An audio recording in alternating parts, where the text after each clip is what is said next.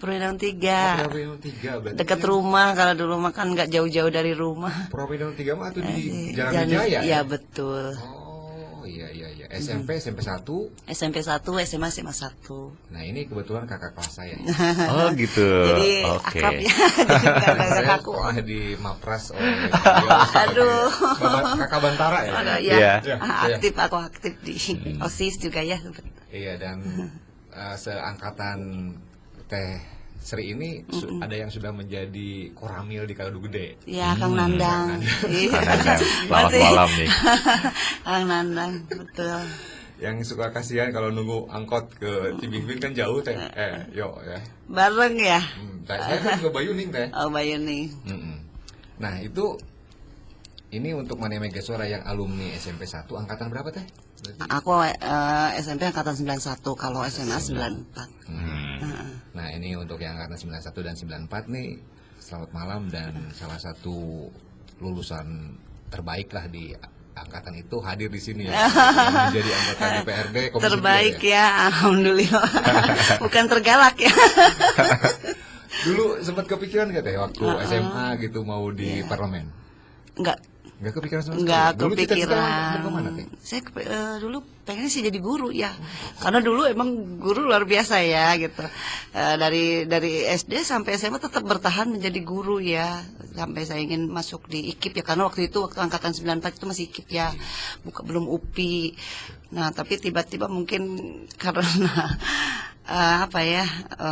saya keburu ada yang meminang jadi keluar SMA ya, saya nggak sempat ini kuliah ya, tapi di sela saya sebagai ibu rumah tangga, kadang-kadang saya sering banyak baca, mengulas di televisi. Yakin nggak ya saya bisa gitu ya, saya bisa sukses seperti itu, mungkin awalnya seperti itu. Alhamdulillah sih ya, mungkin dengan semua juga proses ya untuk menuju sukses itu kan belajar gitu ya, belajar dan belajar. Alhamdulillah ya, tiba-tiba saya di tahun 2006 kalau nggak salah, 2006 saya masuk di KPU ya, di PPK Kecamatan Kuningan. Saya adalah salah satu perempuan ketua PPK Kabupaten Kuningan. Itu perempuannya saya sama Bu Edah Keramat Mulia. Nah itu waktu itu ada 2 perempuan, sisanya laki-laki semua gitu. Di zaman ketua KPU-nya Pak Endun. Pak Dedi kalau nggak salah. Pak Dedi, Iya, aku masih Pak Dedi. Beliau adalah guru besar saya sama Pak Hamid di situ. Ada Kang Dun juga gitu. Jadi kan saya belajar dari situ, terus sampai tahun 2000 ya. Kalau nggak salah 2011 ya. 2011 itu saya masuk ke salah satu parpol itu. Di situ banyak pengimplementasian saya di politik ya, walaupun memang jujur di keluarga besar saya ini tidak ada yang terjun ke politik, hanya saya sendiri yang masuk di politik ini. Dari kecil memang saya suka ikut sama papa itu. Papa kalau dulu di kalau sekarang itu panitia pemilu dulu tuh papa dinas tuh di, kalau PPD 2 namanya, kalau dulu mah PPD 2 ya. Nah itu selalu jadi panitia pemilu gitu. Nah saya suka ikut pemilihan kepala desa, kayak gini, jadi udah tahu gitu seperti hal-hal seperti itu. Nah 2014 saya bertarung di Dapil 5,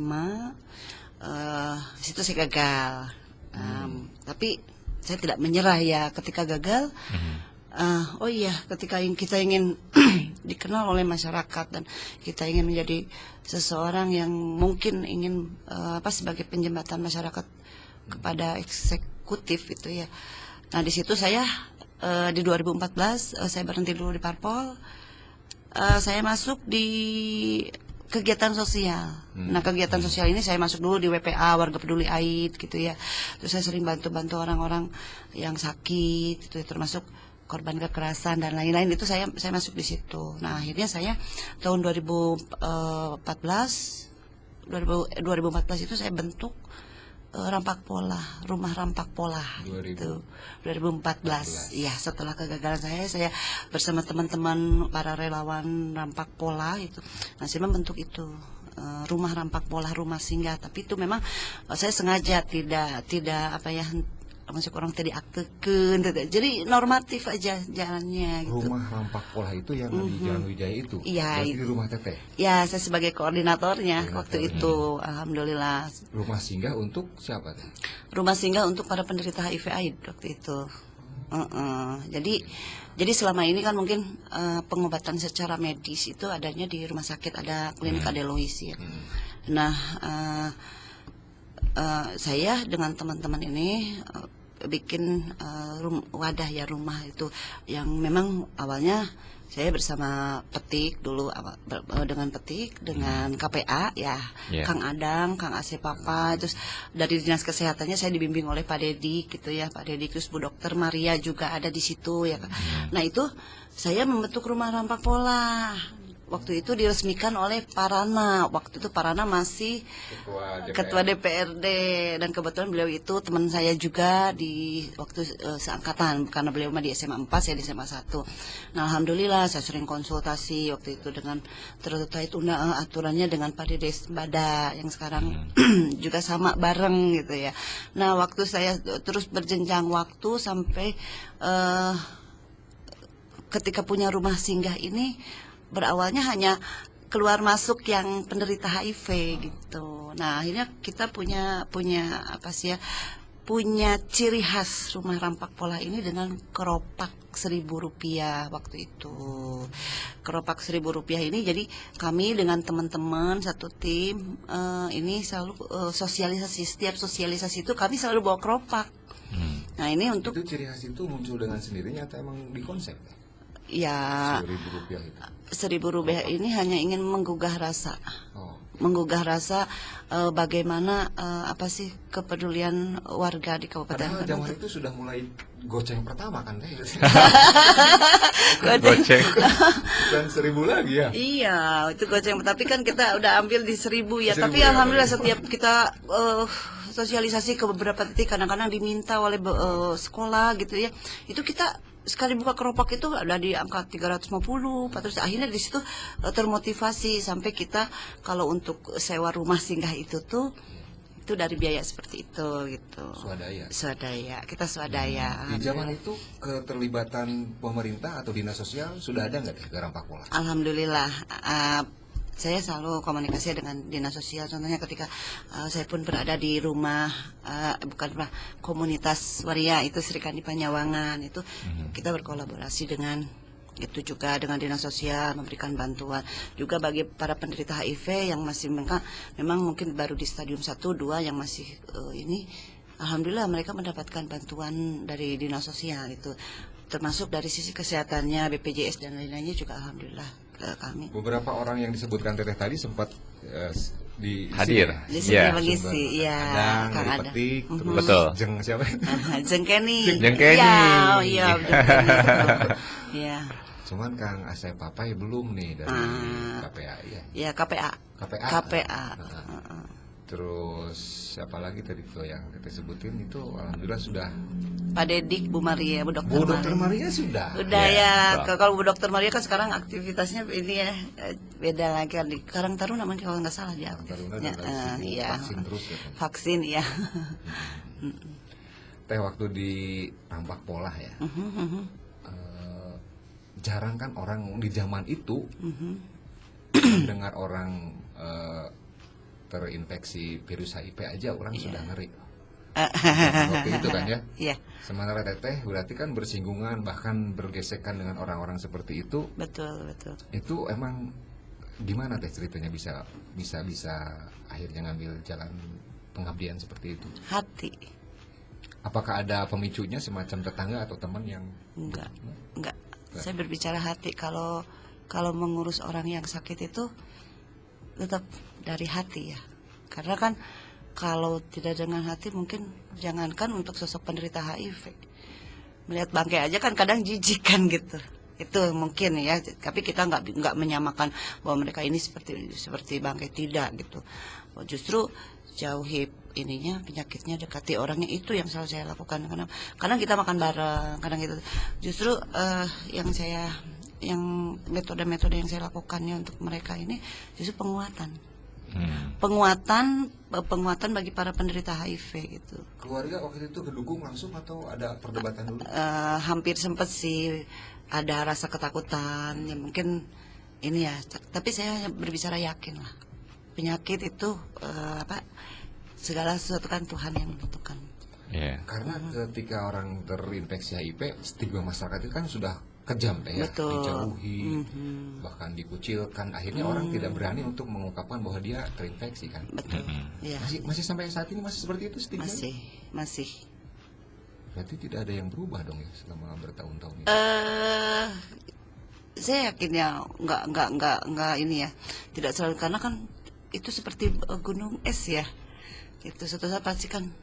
Tapi saya selalu memberikan penguatan di situ dengan ketika saya sosialisasi itu, saya bawa penderitanya, saya kuatkan di situ. Berani nggak kamu mengungkapkan sesuatu hal kepada teman-teman agar mereka ini jangan seperti kita? Mau itu, alhamdulillah penguatan-penguatan seperti itu terjadi itu. Dan saya jujur banyak belajar kehidupan, di situ ketika saya mengurus para penderita HIV, mengurus banyak orang-orang yang sakit.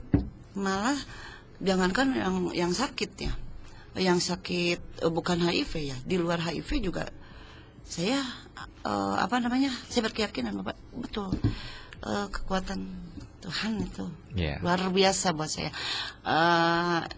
Banyak kenangan gitu. Ternyata di situ semakin saya tidak takut dengan kematian, bahwa kematian adalah milik Tuhan. Itu soalnya kan ada contoh ya, beberapa contoh gitu ya. Ini anak, si anak ini siangnya udah saya kasih makan gitu. Tiba-tiba pas saya pulang belum nyampe udah meninggal. Tiba-tiba di telepon meninggal. Ini anak kan nggak apa-apa gitu. Nah itu kan dari kejadian penderita HIV ini, bahwa kita harus yakin lah hidup di dunia ini. Saya harus semakin kuat hidup di dunia, bahwa kita banyak yang membutuhkan.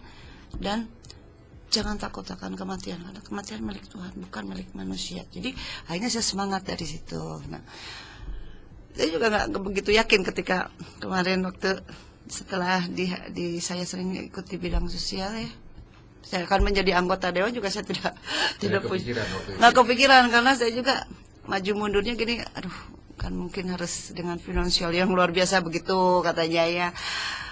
Tapi saya di situ banyak mungkin gitu, jadi gini, mungkin ini dari hasil kerja keras saya gitu. Karena saya menjadi anggota dewan, jangan anggap itu mahal luar biasa, bukan mahal dari sisi finansial, bukan gitu ya, perjuangannya itu gitu. Nah itu seperti saya memperjuangkan mereka para penderita. Berarti Teh Sri ini emang kuliah kehidupannya lebih daripada kita yo. Jadi dari kehidupan dia belajar tentang bagaimana makna kehidupan dan bagaimana bersosialisasi dengan masyarakat dan kehidupan. Ini saya ingin rileks lagi setelah tadi gas dengan pertanyaan-pertanyaan yang lebih ke hati ini. Intermezzo dulu. Di zaman Teteh SMP, siapa guru yang paling Teteh favoritkan? Kalau Pak Ganda kan pasti orang akan Pak Ganda siapa Teh yang waktu Ibu Tati. Ibu Tati ya? Ibu Tati guru bahasa Inggris. Karena sampai saya keluar SMP pun saya bahasa Inggrisnya masih minim gitu. Karena saya terkesima dengan Bu Tati itu sabarnya ya, mungkin terus dari FIS juga beliau kayak orang luar negeri ya. Terus pokoknya ternyata baru tahu sekarang pas saya udah umur usia segini bahwa Bu Tati ini adalah istri Pak Dede Rusli. Itu istrinya Pak Dede Rusli, teman satu dewan. Jadi ya Allah, kata saya tuh, Abah ini teh guru saya, guru favorit saya, ketemu jadi dipeluk-peluk waktu saya nengok. Berarti waktu SMP teh Bu Tati teh masih baru ya Teh ya? Ya, Bu Tati masih. Kan kita suka di sini Ibu teacher katanya, Ibu teacher ada yang inget nggak? Kalau SMA Teteh masukkan dulu mah A1, A2, A3, fisika, biologi dan sos ya. A3. Tahu kalau A3 itu anak-anaknya yang ya udah jangan dijelasin. Apa Biasanya kesan Teteh tentang Pak Bejo? Kalau A3 berarti. Pak Bejo tuh apa ya? pokoknya kayaknya guru mengena di hati setiap murid kalau Pak Bejo itu gitu. Lama di Kuningan tapi logat Jawa nggak ya? Nggak hilang Nggak itu hilang. Pak Bejo itu almarhum ya, udah almarhum beliau Akuntansi ya. teh. Ya akuntansi. Ada nggak yang nyangkut sampai saat ini akuntansi dari Pak Bejo? Enggak, suka niron sih. Nah itu teh dasarnya dari aturan mana sih teh yang sehingga kesetaraan gender itu di setiap lini, di setiap organisasi harus diwajibkan ada keterwakilan perempuan. Apakah emang dulu-dulunya karena perempuan selalu dianaktirikan atau disisihkan jadi kaum marginal atau seperti apa? Kalau pandangan teteh seperti apa teh? Terkait perempuan. Enggak lah, enggak ada yang termarginal. Tidak ya? Tidak ada bagi kita. Sebenarnya kalau perempuan itu apa ya? Equality before love ya, the law ya. Jadi apa ya? Memiliki kedudukan hukum yang sama sih menurut saya sih. Sekarang kan banyak ya, contohnya di instansi banyak yang mengisi, banyak karyawati ya itu. Kemarin juga saya sempat senang juga banyak sekarang mulai lihat kepala desa itu. Tapi untuk di legislatif kita memang belum nyampe di 30% ya untuk perempuannya di kami di legislatif ya. Ini kita bicara legislatifnya gitu. Kalau di legislatif belum ya. Ini juga saya belum paham nih dari sisi apa gitu ya. Sebenarnya enak juga ya kita bisa ketika kita bisa mengekspresikan bakat kita sebagai perempuan, terus hak kita itu ya bisa masuk di legislatif. Di situ kita bisa menumpahkan semua gitu. Berarti pengkaderan dari setiap partai untuk mengusung atau mengangkat seorang wanita atau kader-kader wanita itu emang harus difokuskan ya untuk Gerindra Betul. sendiri sebagai naungan teteh berpartai. Betul. Ada nggak saya partai yang khusus wanita di Gerindra? Ada. Apa tuh namanya? Pira Perempuan Indonesia Raya. Dan teteh di situ Aziza apa? sebagai ketuanya. Ah, berarti. Nah, tapi di lapangan teh di desa-desa nih untuk BPD aja Badan Permusyawaratan Desa itu kan harus ada keterwakilan perempuan ya. Ya, Tapi kenyataannya masih banyak yang didominasi semua oleh laki-laki. betul. Alasannya katanya karena kalau rapat peting-peting teh sok tara daratang. Cik, Ya. teteh ini masalah malam harus hadir itu kan itu emang sedikit ada tabu lah di masyarakat kita Maya. Ya, betul. Itu menurut teteh gimana? Ya, menurut saya sih kembali lagi ya kepada kepercayaan ya. Gitu. Kepercayaan baik sebelum kepercayaan ini tumbuh kita di luar ya. Mungkin di internal dulu ya. Memberikan pengertian dulu kepada pasangan kita karena kan tetap ya kita walaupun kita bekerja kita sebagai perempuan gitu ya. Maksudnya kita membaktikan diri ya. Kita sifatnya membantu ya. Perempuan bekerja ini sifatnya membantu, bukan sebagai tulang punggung ataupun kalau awal menikah mah tulang rusuk dari tulang rusuk tidaklah gitu ya. Sekarang ini sudah zaman modernisasi ya. Kembali lagi gitu ya ke ini ya kepercayaan. Dan kita juga sebagai perempuan ketika kita dipercaya oleh masyarakat ataupun oleh keluarga kita ketika setelah kita keluar kita dipercaya juga, kita juga tidak boleh lupa satu langkah keluar dari rumah bahwa kita ini adalah tetap ya perempuan ini marwahnya kembali keluarga, bahwa kita ini adalah seorang ibu, seorang istri, itu tetap kita menjaga hal-hal seperti itu mungkin itu. Baik. Rio kayaknya sudah siap-siap dengan pertanyaan dari penelpon atau dari live IG atau dari WA ada Oke, Rio mau nanya nih, Cesi, berbicara mengenai Kuningan dan perempuan dulu gitu ya. Betul. Ada nggak sih perbedaan yang mencolok ketika dulu awal pertama kali Teh Sri terjun di dunia politik sampai yang sekarang? Ada nggak suara-suara perempuan yang sampai sekarang tuh masih terus menjadi PR buat Teh Sri yang belum tersampaikan kepada pemerintah pusat, itu apa sih? Perlindungannya mungkin ya, lebih ke perlindungan secara hukumnya ya, karena memang tetap ketika kita masuk di legislatif ya, ketika saya masuk di legislatif pekerjaan dan lain itu sama, hampir sama. Itu termasuk ketika kita berperang untuk mendapatkan suara pun Itu di situ titik kelemahan perempuannya itu hampir sama kita pun lomba mah ya berlomba sama dengan laki-laki. Sementara kan perempuan ini kan ini kan diwajibkan ya 30% itu satu kewajiban ya. Bahwa kalau memang di sisi perempuan ketika kita memasukkan pendaftaran ke KPU ya perempuannya memang sebagai calon legislatifnya tidak memenuhi itu kan gugur ya. Nah itu. Tapi dari sisi perlindungan memang belum signifikan itu ya. Menyuarakan apakah mungkin memang perempuan ini dianggapnya sebagai makhluk lemah atau apa ya gitu.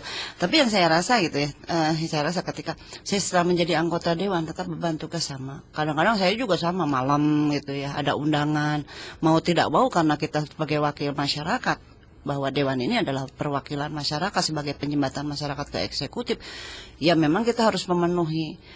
Masih mending kalau pemanya jangkauannya kita masih di kota. Kalau yang memintanya, contohnya ke Dapil 1 kan ya, jangkauannya kan Kecamatan Cigugur, Kuningan, Sindang Agung, Garawangi, Ciniru, Hantara. Coba kalau yang di Pasisian di Hantara, mau tidak mau gitu ya. Dan itu memang satu keharusan. Kalau sudah menjadi anggota dewan ya memang pusarannya wajib di masyarakat, dan itu yang saya rasakan nyaman gitu. Mereka lebih ketika kita lebih dekat dengan masyarakat, mereka malah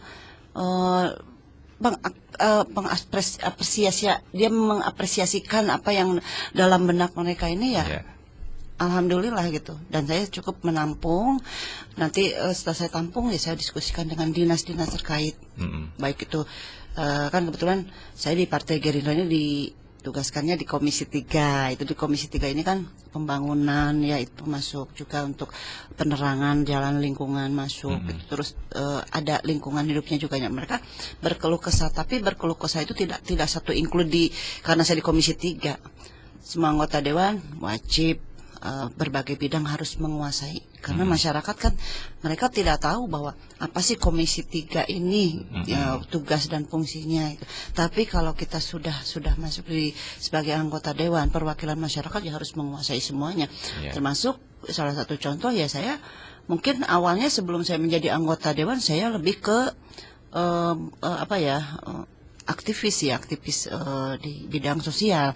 Jadi ketika saya ini ya ketika ada korban kekerasan ataupun kekerasan ibu dan anak itu, mereka kadang minta pandangannya ke saya, sempat di situ. Nah, ketika ini yang menjadi kendala ganjalan saya ini gini ya. Ketika saya mengurus salah satu kasus gitu ya. Nah, ini kadang-kadang dari beberapa pihak berpikirnya bahwa ini ada kepentingan politik. Nah, itu saya sempat sih ada miss ya dengan instansi terkaitnya. Saya sampai bicara begini, udah saya lepas baju dewannya. Saya adalah masyarakat, saya adalah orang yang peduli terhadap kasus ini. Itu, tolong izinkan saya untuk mendampingi dia sampai akhir itu, karena kan kita kan kalau mengurus kasus ini dari zero kasus ke zero kasus lagi. Nah itu saya dampingi, akhirnya mereka paham bahwa memang di situ saya tidak ada kepentingan politik, dalam artian tetap nurani jiwa saya sudah di situ. Alhamdulillah saya dampingi beberapa kasus, walaupun memang saya bukan di komisi, kan kalau kasus kekerasan anak terus terkait pendidikan dan seperti itu adanya di Komisi 4 gitu. Karena saya di Komisi 3. Di Komisi 4 berarti. Real ya.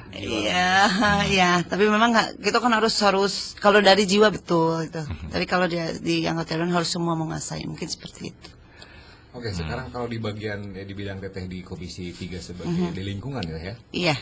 Gerakan-gerakan apa yang sudah teteh lakukan sesuai dengan tupoksi di Komisi 3 tentang lingkungan dan hubungannya dengan wanita teh? Gimana sih kiprah wanita untuk lingkungan tuh?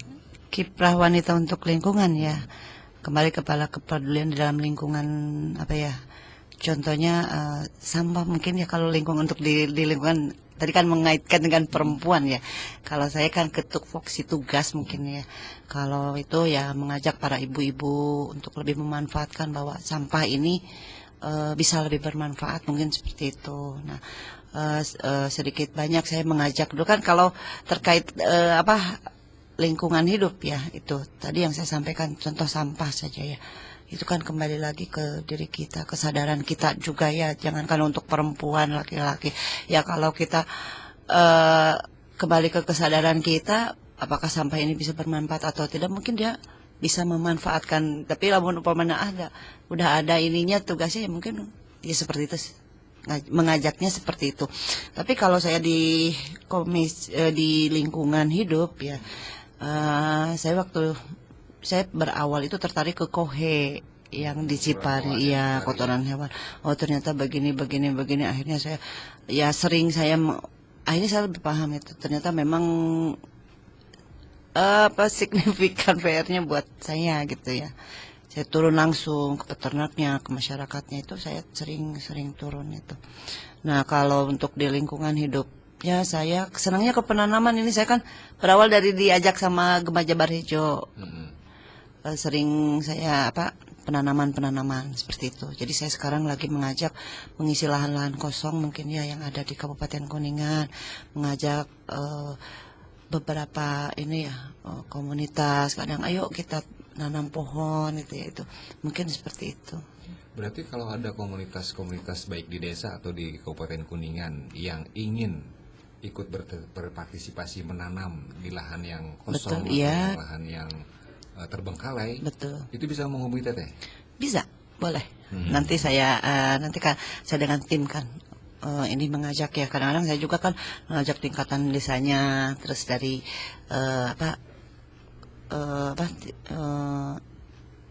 desa dan jajarannya, terus beberapa komunitas yang mau gabung juga. Itu kan tidak bisa sendiri kalau menanam itu, terutama. Ada bibit apa aja Teh yang disiapin untuk penanaman? Banyak sih, macam-macam ya, tergantung ininya, tergantung ini tanahnya ya. Kadang-kadang ada Bu ini mah tanahnya masih ini ya, saya nanaminnya dengan berbagai macam bibit yang memang. Tapi kita juga bibit nggak saya nyediakan ya. Kadang-kadang saya bekerja sama dengan beberapa dinas yang menyediakan bibit itu. Alhamdulillah kadang-kadang kalau kita. Kopi ada Teh, kopi? Kopi ada, insya Allah. Liberica, itu lebih ke arah utara, ada Kabale ke TNGC mungkin ya. Di sana banyak kali ya, banyak di pertani ada ya? Juga ya. Oke, kalau gitu nanti ada teman-teman dari komunitas Vespa yang ingin nanam kopi. Ayo, bisa ya? Ya, makanya kan saya senang ya kalau dengan beberapa komunitas.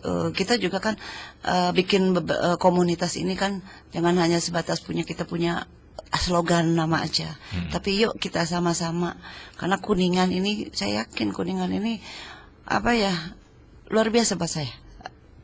Maksudnya membaca Kuningan, apa yang Teteh pandang itu sangat berpotensi di Kuningan tuh di apanya? Saya lebih ke tanaman ya. Berarti konservasi. Hutan ya. Kabupaten konservasi lebih ke situ ya. Iya.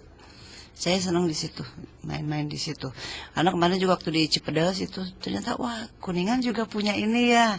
Nah di setelah itu saya juga diundang juga. Cuman kemarin sayanya sakit untuk peresmian sungai itu tuh. Jadi sampai mengajak ke komunitas bukan di Kuningan saja. Dari Jawa Barat juga pada turun gitu. Berarti kan Kabupaten Kuningan ini dilirik bukan masa sih orang Kuningannya enggak gitu ya. Orang luar sampai ingin dia ikut nanam di Kabupaten Kuningan. Berarti Kuningan ini sudah dipotret dari luar Kabupaten Kuningan juga, masa orang Kuningan yang bangga. Berbicara Kuningan sebagai kabupaten konservasi, ada beberapa tempat yang itu bekas galian C, dan ini masih beriringan dengan galian C yang sudah aktif atau masih aktif juga kan, itu menyisakan ini tentang lingkungan ya, tentang kerusakan di lingkungan ya, dari galian. Satu sisi emang ada pendapatan ke kabupaten, di sisi lain juga bagaimana dengan pengembalian lingkungan yang rusak itu? Ya itu ya gitu, menanamlah, kalau bisa kita tanam lagi, kalau masih bisa gitu ya. Saya berharap seperti itu. Jangan ya memang ada beberapa titik yang memang akan dibangun juga ya, tapi saya lebih berharap ke situ ya, karena sekarang apalagi kalau musim hujan ya, itu kan bencana ya. Ada memang di Kabupaten Kuningan ini ada beberapa titik tanah pergeseran ya, tanah-tanah memang area yang longsor seperti itu. Tapi saya berharap ada metode bagaimana supaya Kabupaten Kuningan ini bisa lebih dipadatkan, karena saya merasakan begini ya, waktu zaman sekolah SMA itu kan kita kalau camping ya pasti di Palutungan di tempat, cuman itu satu doang kan ya. Berarti lulusan Palutungan juga. Oh iyalah, kita kan kalau Masih satu itu aja ya, belum ada ibu kan. belum ada. Jadi kalau tempat kita kumpul pasti di situ. Cibulan, Cigugur, Linggarjati, udah 4 itu aja yang kita kenang ya waktu zaman angkatan saya. Kalau sekarang kan banyak. Nah, ketika saya main di situ itu di jam 12 itu tidak, dinginnya beda. Enggak dingin banget waktu zaman itu jam 8 malam itu udah terasa dingin ya waktu angkatan saya. Tapi sekarang itu udah beda. Berarti kan memang kita butuh penghijauan. Kenapa Teteh ketika sudah di kursi parlemen yang menentukan kebijakan di tingkat kabupaten, kenapa nggak berani untuk menolak galian C aja? Bingungnya saya jawabnya ya, betul itu. Sulit saya mengatakan itu ya. Tapi memang tetap kami dengan teman-teman Komisi 3 tetap turun ke bawah untuk ini kita ambil bukan penolakan ya. Kemarin juga kita bikin pansus juga ini terkait perizinan yang memang sekarang tidak di sini. Perizinan langsung di pusat. Itu di provinsi. Jadi mereka berizinnya ke sana. Nah ini kan kita nggak tahu sudah dibikin. Nah ini kita juga dengan teman-teman sama alhamdulillah Komisi 3 selalu turun, malah sekarang lebih sering ke area galian C gitu. Salah satu fungsi dari DPRD kan legislasi Teh. Sudah ada produk hukum apa yang Teteh buat dari Komisi 3 tentang lingkungan nih, yang menjaga lingkungan di Kuningan? Apakah sudah ada perda semacam jangan buang sampah di sekolah? Belum ada ya? Ya memang berarti ini sebuah PR besar ya berarti untuk di tataran kebijakan pun ini harus urun rempuk, lepaskan baju partai, kita peduli lingkungan. Betul, ya itu. Ya, kalau untuk peduli lingkungan, ya kita semuanya sama-sama kewajiban kita ya, bukan saya aja sebagai anggota dewan ya, tapi semua lapisan masyarakat. Apalagi banyak di sini komunitas-komunitas pecinta alam ya. Cobalah kalau bisa sisihkan dalam 1 tahun ini 1 atau 2 kali lah untuk penanaman pohon. Mungkin saya mengajak para teman-teman anak-anak muda apalagi ya, itu insya Allah hasilnya akan terpetik asal kita mau menjaganya gitu. Mungkin seperti itu. Iya. Ada peribahasa Sunda dulu ketika hutannya hejo, masyarakatnya ngejo ya Teh. Tapi itu Teh, apakah betul hanya milik dari TNGC? Kan ini Gunung Ciremai sudah jadi bagian dari wilayah kekuasaan TNGC ya. Nah, ini kan hal-hal yang seperti ini harus ada sinergi antara Pemda Kuningan dengan TNGC ya, Teh. Menjaga Ciremai biar tetap hejo nih, biar nanti masyarakat di bawahnya ya di Kuningan, di Majalengka dan di sekitar Gunung Ciremai bisa tetap ngejo gitu. Beberapa hal yang mungkin ini dari Ketua BUMDes Cibimbing sudah pesen ini aja nih. Apa? Pertanyaan nih. Katanya live IG enggak nih? Kalau live IG tolong dikirim, saya sudah kirim live IG-nya. Pertanyaannya seperti ini. Cibimbing sudah sering kali banjir Teh. Dan apa yang dilakukan oleh Pemda Kuningan? Karena kami masyarakat di Cibimbing dari Sungai Cijanggelok ini selalu was-was ketika musim hujan. Apa yang harus dilakukan oleh Pemda Kuningan untuk mengatasi masalah banjir di Cibimbing Teh? Ya itu kan kasus juga pengatasi banjir ya. Emang bukan saya nggak bisa menjawab ya. Kan sekarang pun saya dengan mengajak beberapa komunitas untuk penanaman pohon. Saya 2 kali nih di daerah di Paliwetatanya. Nah itu, saya di timur itu udah 2 kali saya penanaman pohon itu. Saya kan dari Kuningan jauh-jauh ke timur gitu. Mudah-mudahan masyarakat di sana juga sama. Kembali kepada kepedulian. Tapi banjir kemarin itu, ya juga aneh juga ya, banyak pohon-pohon yang memang berarti kan ini sejauh mana di sana juga untuk menjaga pelestarian hutannya juga. Kok tiba-tiba gitu ya, tiba-tiba. Nah itu tetap menjadi PR. Soalnya sih kalau selama ini pemerintah oke, menurut saya nggak ada masalah ya untuk itu. Oke, berarti kalau gitu di Cibimbing jawaban buat si Ketua BUMDes Cibimbing nih, saya chefnya Ketua BUMDes Cibimbing nih, namanya saya lupa lagi. Udah salah Amir ya.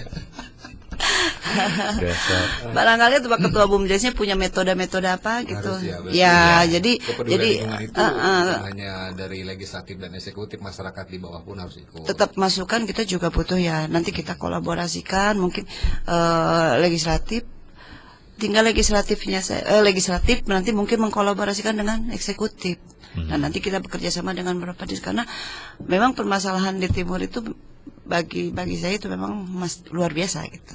Luar biasa karena banjir itu tertujunya pasti ke timur. Kalau musim hujan ini pemikiran saya selalu ke arah timur dan Kohe gitu. Dan Kohe pasti itu pasti ada yang laporan itu dua itu. Nggak ke wilayah timur ya. Karena timur itu udah mulai kemarin kan sempat banjir beberapa tahun ke belakang, itu banjir luar biasa ya. Jadi kalau musim hujan besarnya, waduh, mudah-mudahan tidak ada PR lagi di sebelah timur gitu ya, tidak ada PR gitu. Nah, ternyata kemarin itu ada banjir dan terhalangnya kayak itu kan ya. Oh, berarti tetap ya kita sebagai saya di legislatif eksekutif kan tidak harus menjagakan. Kembali ke masyarakat di sana bagaimana mereka menjaga hutan dan lingkungan. Sudah sejauh mana kan kita juga sama. Itu mungkin itu. Nanti kita kolaborasikan dengan eksekutif. Yuk kita sama-sama apakah harus seperti apa itu kan. Untuk persoalan ini termasuk batas-batas juga ini yang punya pemerintah, termasuk punya perhutani. Nah, itu kan kadang-kadang bersinggungan itu. Nah, itu sama saja. Itu seperti kemarin saya juga kan ada komunitas susuk kebersihan sungai itu. Itu kan ada ya. Nah, itu kan boleh kita sebenarnya kan kembali lagi. Tatan Jala ya kalau nggak salah. Iya, itu. Mengurus aliran sungai. Nah, itu bisa mengajak, yuk di mana asal ada konsepan di sana nanti seperti apa. Tapi kita bersama masyarakat dengan TNI-nya juga ya, dari TNI-nya juga ada, dari pemerintah pemerintah desa di sananya juga ada gitu ya. Beberapa komunitas ya sama-sama gitu, masyarakatnya juga ada. Yuk turun kita menyisir sungai yang memang selalu menjadi permasalahan. Yang tadi kan Cijangkelok itu, ayo kita sama-sama. Apakah mesti saya yang harus menggerakkan semua? Ini kewajiban kita semua kan, masyarakat di sana juga kewajiban kita semua seperti itu. Berikutnya ini dari Yanti nih di Nusa Herang nih Teh, terkait isu yang terbaru tentang pelecehan perempuan. Ini waktu kemarin juga kita ngundang forum anak ya. Oh iya. Iya. Ada Dwi ya, sama Esa ya. Iya. Beliau atau mereka juga dari forum anak mengeluhkan dan ingin semua berpartisipasi Teh. Betul. Teteh sebagai basicnya dari aktivis perempuan dan lingkungan, sekarang duduk di anggota DPR. Untuk isu yang kemarin tuh yang pelecehan di Elop itu apa pandangannya Teh? Atau sejauh mana Teteh ikut berperan aktif untuk mendampingi korban atau mencegah lagi supaya tidak ada hal-hal seperti itu, gimana apa yang dilakukan? Pelecehan yang Elop. Kalau pelecehan yang Elop itu sebenarnya gini ya, menurut saya karena belum ada laporan yang ini ya, belum ada laporan secara langsung. Ini kan siwurnya hanya di media, di medsos ya. Saya sempat telepon Pak Kanit. Nah itu kan saya selalu konsul dengan beliau Pak Kanit PPA Pak Suhendi itu. Tidak ada Bu laporannya. Coba anaknya suruh laporan gitu. Karena kan kita tidak boleh berasumsi dulu terkait itu. Apakah mungkin ketika si anak itu, ketika apa namanya yang terjadi di Elop itu, apakah itu memang barangkali copet, gitu bisa itu. Barangkali mereka ini hanya menakut-nakuti. Dan itu kan katanya sering. Itu jurusannya jurusan apa sih?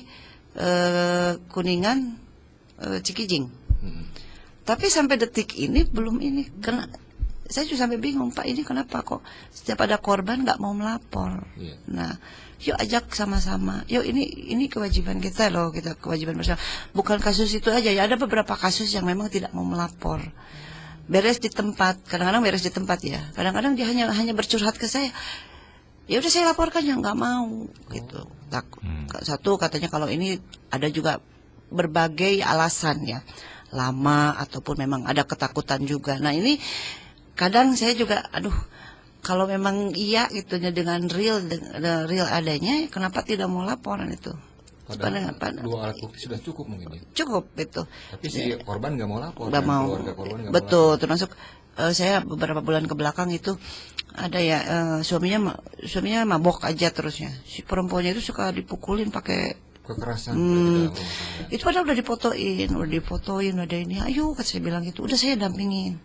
Nggak apa-apa, ibu sebagai jangan anggap sebagai anggota dewan, tapi saya lebih peduli ke kamu, ke perempuan. Dia nggak mau, takutnya dengan ancaman-ancaman. Nah itu kadang-kadang kan kalau si korban sudah sampai rumah ini, nah ini perlindungan si korban. Makanya saya sampai sekarang ini saya ini bukan punya mimpi, dan mimpi ini harus jadi kenyataan. Saya ingin punya rumah singgah khusus gitu bagi mereka para korban, termasuk tempat bisa beredukasi ini. Saya masih bermimpi, mudah-mudahan pemerintah bisa mewujudkan mimpi saya itu ya. Ketika saya sekarang mengajak beberapa teman, saya ingin punya rumah singgah sendiri, bukan rumah singgah sendiri, rumah singgah yang memang itu di dalamnya ini beberapa korban-korban yang memang butuh perlindungan itu. Karena ketika sudah sampai rumah ini kan kita nggak jamin masa saya harus ngikutin. Oke. Seperti itu.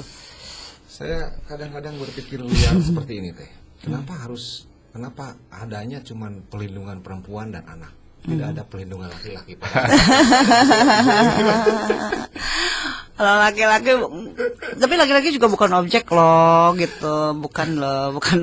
Kita ke pertanyaan di WA dulu ya. Ini ada satu pertanyaan dari Imam di Cijoho nih.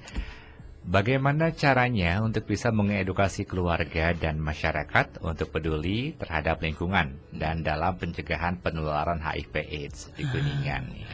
Penularan HIV ya. Ya, kalau untuk mengedukasi mungkin masyarakat ya, mungkin keluarga dan masyarakat sama saja sih ya.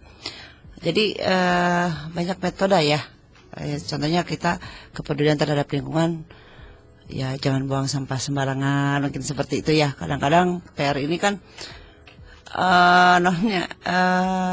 pas musim hujan gitu ya, baru kita jadi panitia sama sedia payung sebelum hujan gitu ya. Nah itu bisa juga. Terus banyak juga sekarang kan udah, mungkin kemarin terkait sampah ya, kemarin saya pelatihan magot juga ya.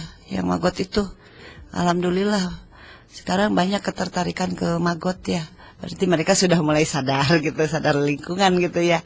Karena magot ini memang kalau nu keting mah abdi ge kamari, aduh luar biasa gitu ya. Itu bisa juga gitu, berbagai macam lah. Jadi intinya kembali ke diri sendiri, cintai lingkungan, walaupun memang kita arah lingkungan ini memang berbagai macam itu ya. Mungkin seperti itu. Terus untuk penularan HIV/AIDS ya yang tadi saya katakan ya, jauhi penyakitnya, dekati orangnya, karena memang ada dua alternatif ya untuk penularan HIV/AIDS ini, dari jarum suntik dan sperma, mungkin seperti itu ya. Insya Allah sih, kalau dulu saya di Rampak Polah ini punya slogan ya, cetop namanya, cegah, temukan, obati, pelihara. Dan alhamdulillah saya memelihara mereka ini dengan tulus ya. Dan yang memang menurut perkiraan usia, kadang-kadang kan katanya wah penderita HIV ini tidak akan lama gitu. Alhamdulillah sampai sekarang masih bisa bersama dan masih selalu komunikasi by telepon, by WA gitu. Salah satu penyebab HIV kan seks bebas ya. Ya. Nah, fenomena sekarang ini kan dengan maraknya kos-kosan liar. Kos-kosan. Hampir di tiap, bahkan bukan lagi di kota loh, di pinggiran desa pun sekarang orang sudah tertarik untuk membuat kos-kosan atau bisnis kos-kosan. Tapi banyak juga disalahgunakan sehingga akhirnya banyak digerebek sudah di kos-kosan iya. Nah, menyikapi masalah itu apa teh untuk sosialisasi dari HIV/AIDS dengan maraknya kos-kosan liar ini? Ya, mungkin kemarin waktu pandemi ya, waktu pandemi kemarin itu memang banyak ya kos-kosan mungkin. Tapi kan yang lebih ini yang lebih bahaya ini kan prostitusi by phone mungkin seperti Online. itu ya. Kalau online kan by phone ya, itu kan tempatnya kadang-kadang tempat kos-kosannya. Itu ya kalau bisa mah di tiap kos-kosan ini adanya CCTV itu ya. Jika ada CCTV terus memang tidak semua kos-kosan seperti itu ya. Saya juga lihat di beberapa di kota juga sekarang sudah mulai yang punya kos-kosannya juga sudah penertiban di situ ya. Kalau seks bebas ini kan tidak bisa disatukan disatu ini kan ya satu tujukan pada kos-kosan saja. Iya, betul. Kemarin saya dengan teman saya mengajak anak perempuan SMA, salah satu SMA gitu 10 orang kita ngobrol. Itu dari 10 orang 9 orang udah tidak virgin, baru tinggal satu. Sampai wow, saya bilang ya ternyata memang ini yang menjadi PR gitu ya. PR kita ya, sebagai mungkin kalau di sekolah ada guru ya, di rumah ada orang tua, dan mereka ini melakukannya di rumah gitu, di rumah sendiri, ataupun sampai dia berani di kos-kosan. Nah, saya pernah nangkring di salah satu hotelnya tidak terlalu ini ya, hotel itu yang masuk ini anak SMP. Saya bilang anak SMP, ya Tuhan ini. Nah ini di sini ayo perempuan-perempuan yang memang peduli terhadap anak-anak, mungkin ya peduli terhadap kepedulian terhadap perempuan, termasuk yang tadi salah satunya HIV/AIDS ya. Yuk sama-sama kita bersatu. Bagaimana di Kabupaten Kuningan ini ya, kalau HIV mungkin kalau mengurangi tidak akan bisa maksimal ya, karena HIV ini kan kadang yang dari luar tugas di luar datang ke sini mungkin ya, seperti suaminya kerja di luar kota, pulang ternyata membawa virus itu gitu kan, kita nggak bisa ini ya. Ya minimal kita bisa mengurangi dan memberikan sosialisasi terus-terusan. Nah, saya juga butuh seperti kader PKK gitu ya. Itu tolonglah diselipkan terkait ini ya, kepedulian terhadap anak ini, karena anak adalah generasi penerus bangsa. Bagaimana generasi nanti kalau usia masih belum waktunya gitu, mereka sudah seperti itu gitu. Dan saya juga mereka kan tidak tahu kesehatan reproduksinya juga kan, masih kecil sudah seperti itu gitu. Saya kaget gitu ya, ya Allah, saya bilang ini dari 10 orang dia jujur gitu, saya jujurnya gitu. Sampai kaget juga ya. Mudah-mudahan orang tua yang ini tetap, walaupun memang sekarang ini era globalisasi yang luar biasa, anak-anak lebih ke main gadget ya, tapi ya minimal perhatian yang memang, karena keluarga adalah tempat paling indah buat mereka. Walaupun di luar sana banyak tempat-tempat yang memang sekarang makan sudah banyak tempat nangkring, terus batasan untuk keluar pun kan kadang sekarang sudah tidak terbatas. Kalau kita mah dulu ya, waktu angkatan saya jam 7 ketemu guru, besok kita udah panas dingin takut dimarahin guru. Kalau sekarang sih anak-anak sekarang beda itu ya. Nah ini mungkin perlunya seperti itu. Termasuk saya juga ingin mengajak anak-anak, bukan anak-anak usia SD mungkin ya, belajar membuat bibit itu, menanam gitu. Karena fokusan sekarang kemarin setelah pandemi COVID ini, ya anak akhirnya terlena menggunakan gadget gitu. Minimal edukasi dengan lingkungannya itu. Dan Pira, mungkin saya dari Pira ya, tahun ini akan meluncurkan produk ini resolusi putih itu. Jadi lebih pengenalan ke anak-anak kecil ya, sekolah gitu ya, susu gitu ya. Jadi saya akan sosialisasikan, yuk kita supaya mereka juga, kan sekarang banyak makanan yang memang kita nggak tahu ya kadar ininya untuk kekuatan di perutnya, kotaknya juga. Jadi saya mau ngajak mereka, saya mau kunjungan ke tiap sekolah-sekolah. Ini kan susu, mempromosikan susu supaya yalah kita ini susu lebih sehat gitu. Nah itu mungkin seperti itu, memperkenalkan susu. Daripada makan terus Aida gitu, dikasih pilihan lain. Anda menyebut merek barusan. Itu merek atau itu kan general ya? Itu merek. Saya nggak menyebutkan merek susunya loh, tapi lebih ke susu gitu. Iya betul. Oke Teh, sekarang pertanyaan berikutnya nih, apa solusi dalam menjawab tantangan zaman yang sekarang globalisasi katanya, di mana arus informasi sudah tidak bisa terbendung lagi, dan masalah yang dihadapi kaum wanita. Jadi solusinya untuk ngejawab masalah-masalah yang ini kayaknya sudah nggak bisa dilawan lagi nih, pengaruh informasi yang begitu bebas ya. Dulu mah kan jujur aja lah, zaman-zaman 80-an 90-an untuk mengakses video porno aja susah ya. Sekarang bebas ya. Banyak situs-situs yang masuk gitu ya. Iya. Betul. Gimana Teh untuk menghadapi tantangan zaman seperti ini, yang ya terutama ibu-ibu kan, sebagai seorang ibu, Teteh juga untuk anak-anak, untuk generasi berikutnya gimana menurut Teteh? Lebih ini ya, lebih dekat dengan anak begini, gitu. Karena kenyamanan seorang anak ini ketika bisa berbicara itu sangat dirasakan sekali. Contoh saya mempunyai seorang putri ya, itu lebih condong, lebih terbuka, termasuk sisi buruknya gitu. Itu beliau lebih terbuka gitu. Ternyata kenyamanan seorang anak adalah ibu ya, ibu yang bisa melindungi anaknya. Jadi lebih baik keterbukanya. Kadang-kadang diskusi mungkin ya, itu seperti itu. Berarti ketika diskusi dengan anak pun berbicara tentang reproduksi sah-sah saja. Sah-sah saja. Kita tidak menutup kemungkinan ya. Jangankan untuk itu.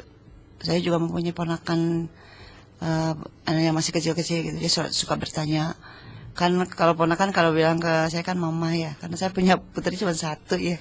Jadi diklaim, "Ma kalau ini gimana?" Nah, ini seperti itu. Tapi kita lebih bukan hati-hati, jangan sampai salah kita menyampaikan. Karena kalau kita salah menyampaikan, ataupun anak sekarang ini lebih sensitif, itu goresan luka di pikirannya itu akan terbawa. Termasuk pemfilteran di media ini kadang-kadang kan si anak ini lebih pintar menjawab, mungkin karena kita kan tidak tahu, masa kita sebagai seorang ibu harus nongkrongin anak lagi itu. Tapi minimal kita pendekatannya bagaimana sehalus mungkin itu. Untuk marah pun kadang-kadang untuk anak zaman sekarang kita kadang susah. Karena anak sekarang ini kalau sudah sekali pemikirannya selalu terpental, dan di luar lebih nyaman. Ya, mudah-mudahan itu kenyamanan ini terbentuk dari rumah. Dari rumah itu ya. mungkin. Gimana caranya anak nyaman di rumah, nyaman ngobrol sama keluarga. Iya, gitu. Itu beda ya kita mah ya. Sekarang sih anak lebih terbuka, lebih terbuka sekarang. Saya melihat anak-anak sekarang lebih terbuka dengan orang tuanya, gitu. Tidak ada batasan waktu bawa pacar juga ya. Kita kan pasti jadwalnya malam minggu gitu ya kalau bawa. Nah, kalau sekarang sih nggak tahu kan tiap hari gitu. Tapi kita ya emang mungkin karena era globalisasi, bertambahnya zaman ya, memang itu PR-nya memang luar biasa. Dan ini agama mungkin ya. Betul. Itu pondasi terutamanya agama seperti itu. Tapi mempunyai anak laki-laki pun sama was-wasnya dengan mempunyai anak perempuan. Lebih. Karena sekarang ini untuk sesama jenis juga ada. Iya, betul. Sesama jenis sekarang. Itu masuk perhatian ibu nggak? Masuk. Saya sempat diskusi dengan dengan salah satu kepala desa di wilayah timur.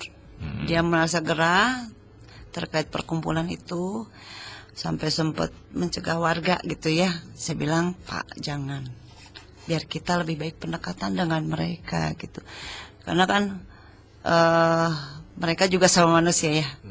Saya bukan berarti saya mensyahkan gitu ya. Tidak gitu. Contoh saya dengan komunitas rekan di Panyawangan itu kan, saya lebih dekat gitu dengan mereka, dan mereka lebih saya kadang saya menjadi ibunya gitu ya. Nah itu saya bersama di tahun sampai sekarang itu selalu bersama mereka. Alhamdulillah banyak hal-hal positif yang diambil, termasuk kemarin juga kita mengadakan satu pertemuan, ada beberapa LSM ya yang menentang.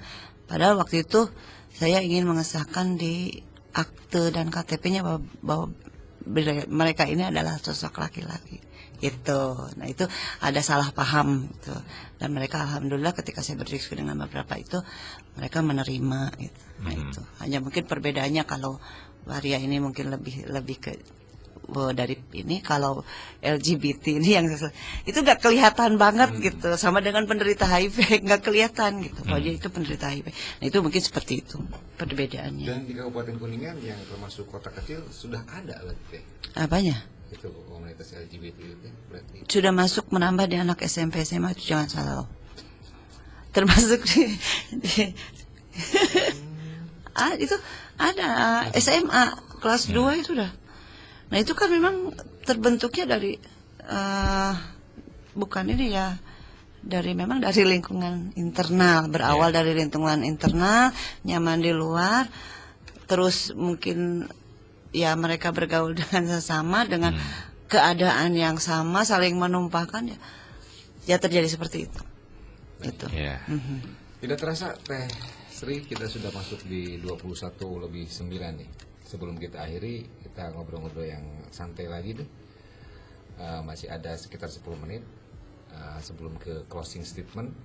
Sosok wanita yang diidolakan oleh Teh Sri sebagai wanita yang menginspirasi nih, sosok wanita yang menginspirasi Teh Sri siapa? Yang pertama mungkin ibu saya. Ibu ya, karena saya melihat mama kan betul punya anak 5 ya waktu itu. Kakak saya yang paling besar itu sakit, tapi mama alhamdulillah bisa mendidik kami berlima menjadi sosok yang kuat itu. Yang kedua Lady Day gitu. Walaupun dia Lady Day almarhum itu saya dari dulu ya, itu saya sangat favorit sekali. Karena saya melihat dari sisi beliau ini, walaupun dia seorang bangsawan gitu, tapi dia mau gitu turun menyentuh pada tidak memandang warna kulit, termasuk dia itu sangat menyayangi. Di situ saya terinspirasi sampai sekarang. Kadang-kadang jiwa saya itu melekat ketika saya mengurus yang sakit, itu yang terinspirasi dari saya, dari beliau. Dia sosok bangsawan tapi dia mau gitu mengurus para. Ada sebuah momen yang waktu itu sempat menjadi viral lah kalau zaman sekarang tuh. Ketika Teh Sri menggotong anak yang terinfeksi HIV/AIDS, ya, diduga terinfeksi HIV/AIDS. Ya, Firdaus almarhum. Ya waktu itu Firdaus itu sakit ya, kan kita nggak tahu ya bahwa dia itu sebenarnya HIV atau AIDS ya, karena kulitnya udah hitam banget itu ya sih. Mungkin dari dasarnya juga hitam ya. Nah itu pas kakeknya meninggal, kan kakeknya meninggal ya. Ini si anak ini jadi kehilangan, karena dekat banget sama kakeknya. Tapi kakeknya nggak positif, negatif tuh. Nah si anak itu suka nyari, mamah di mana? Kakak saya kan bilangnya mamah. Mamah kemana? Dan itu nggak mau diurus sama siapapun. Dan sempat dia mencari, mungkin ada yang bilang Jalan Wijaya, dia cari-cari di seputaran Komplek Perum. Nah nyari mamah nggak ada yang tahu gitu. Nah ini kan saya berkunjung, terus saya simpan di Rampak Pola. Waktu itu memang dia udah sakitnya luar biasa sampai dia sudah muntah-muntah. Ya udah saya bawa ke klinik Adelois gitu, ada Bu Sofi Bu ini, karena saya nggak bisa ngobatinnya gitu, tetap medis yang mengobati. Itu si anak ini nggak mau lepas dari saya sampai beliau almarhum meninggal pun itu. Saya waktu itu Firdaus itu ada di rumah singgah saya selama 7 hari. Sampai bajunya habis karena dari keluarganya nggak ada yang ngirim ya. Saya bungkus pakai selimut, saya anterin karena saya takut kan ya itu. Nah itu waktu itu saya lagi tes di salah satu universitas, saya ditelepon beliau meninggal. Waktu itu alhamdulillah Ibu Haja Ika, Ibu Bupati berkunjung karena saya memberitahu Bu itu ada penderita HIV. Coba Ibu ya, alhamdulillah Ibu berkunjung, sama Ibu itu sempat disuapin. Mungkin Ibu baru nyampe rumah Firdaus meninggal gitu. Nah itu meninggal sampai malamnya sebelum meninggal itu dia nyarinya marah-marah ke neneknya, mama itu bohong nggak jemput aku lagi, bohong. Itu yang saya kenangan dengan Firdaus, almarhum Firdaus. Itu ada 2 anak yang memang dekat banget sama saya, Firdaus sama Cantika. Kalau Cantika alhamdulillah masih ada gitu. Itu selalu video call kalau pengen ketemu mamahnya. Mama bilang ini kalau dibuat buku lah sama Kang Jeje. Iya, insya Allah Kang Jeje ya, bantu. Ada kolaborasi apa Teh yang dekat dalam waktu dekat ini mau digarap sama Teteh, atau proyekan apa yang sekarang lagi Teteh fokus nih di? Saya tetap ke pemberdayaan masyarakat ya, pemberdayaan masyarakat sekemampuan saya itu mungkin pemberdayaan masyarakat baik di bidang lingkungan ataupun di bidang yang lainnya. Inilah saya lagi fokuskan ke di pasca pandemi Covid ini kan banyak para ibu. Ternyata ketika saya kunjungan ini banyak ibu-ibu yang para perempuan bikin aktivitas di rumah, jadi ke UKM itu. Nah itu alhamdulillah saya juga untuk sisi pelatihannya saya bekerja sama dengan BLK gitu. BLK. Gitu. Untuk sisi bantuannya ya insya Allah mungkin dari anggaran pokir saya sisihkan di bidang UKM itu untuk bantuan peralatannya. Jadi saya ketika ada mereka ingin mengabdikannya bukan mengabdikannya, mereka ini punya keahlian, kenapa sih tidak saya dorong itu seperti itu. Jadi saya berkolaborasi mungkin dari pelatihannya, tapi pelatihan di BLK juga tidak itu saja. Termasuk mereka yang nganggur, Bu saya pengen punya bengkel. Nah, saya masukkan dulu pelatihan perbengkelan di BLK. Nanti setelah itu saya bantu dengan sisi yang lainnya. Itu mungkin seperti itu. Sekemampuan saja selama saya menjabat menjadi anggota dewan. Wah, mantap. Saya pernah bergabung di BLK loh, Bu. Gitu ya. Program apa? Saya menjahit. Menjahit ya? Aduh. Ya, dan sekarang udah bisa bikin desain sendiri. Dikasih mesin jahitnya? Oh enggak, saya. Boleh. Oke, terima kasih banyak sudah hadir Ibu Sri, dan juga buat pendengar Gaswara yang sudah menyimak, terima kasih banyak. Tetap ya kebersamaan kita dibatasi oleh waktu nih.